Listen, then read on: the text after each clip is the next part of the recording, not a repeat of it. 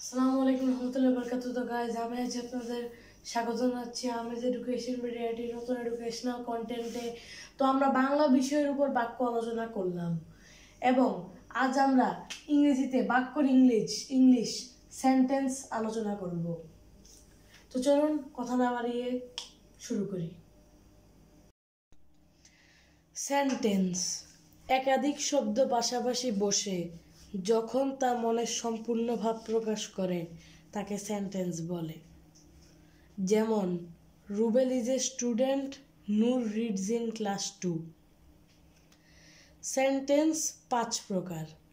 Assertive sentence, বিবৃতিবাচক বাক্য।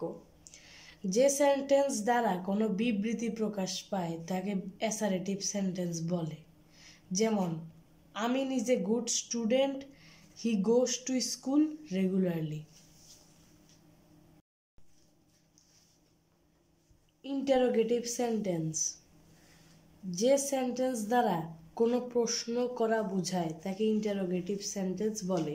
Interrogative sentence অর্থ হচ্ছে প্রশ্নবাচক বাক্য। হোয়াট ইজ ইউর নেম, তোমার নাম কি? হু আর ইউ, তুমি কে? ইম্পারেটিভ সেন্টেন্স, যে সেন্টেন্স দ্বারা আদেশ, উপদেশ, অনুরোধ, প্রস্তাব বোঝায় তাকে ইম্পারেটিভ সেন্টেন্স বলে। ইম্পারেটিভ সেন্টেন্সের আসল অর্থ হচ্ছে আদেশ উপদেশ সূচক বাক্য। যেমন, রিড দ্য বুক, বইটি পড়ো। অপটেটিভ সেন্টেন্স, যে সেন্টেন্স দ্বারা বক্তার মনের ইচ্ছা, প্রার্থনা, আশীর্বাদ প্রকাশ পায় তাকে অপটেটিভ সেন্টেন্স বলে।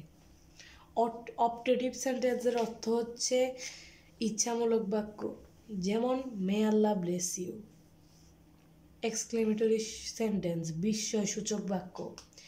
যে শব্দ দ্বারা মনের আকস্মিক ভাব, আবেগ, আনন্দ, দুঃখ প্রকাশ পায় তাকে এক্সক্লেমেটরি সেন্টেন্স বলে। যেমন, ওহ ইটস ভেরি স্যাড, ওহ এটা খুবই দুঃখজনক। হুররা উই ওন দ্য গেম, হুররা আমরা খেলাটি জিতে গেছি। তো গাইজ, আজ আমরা ইংরেজিতে সেন্টেন্স আলোচনা করলাম। তো আপনারা যদি খেয়াল করে থাকেন তাহলে দেখবেন যে এই সেন্টেন্সে যত প্রকার ভেদ আছে এগুলোর সংজ্ঞাগুলো প্রায় বাংলার সাথে মিলে যায়। তো যদি ভিডিওটি ভালো লেগে থাকে ভিডিওতে একটি লাইক এবং চ্যানেলটিকে সাবস্ক্রাইব করে পাশের বেল আইকনটিকে প্রেস করে দিবেন, তাহলে আমার ভিডিওগুলো সবার আগে আপনার কাছে যাবে। Thanks for watching. আসসালামু আলাইকুম রহমতুল্লাহি ওয়া বারাকাতুহু। আল্লাহ হাফেজ।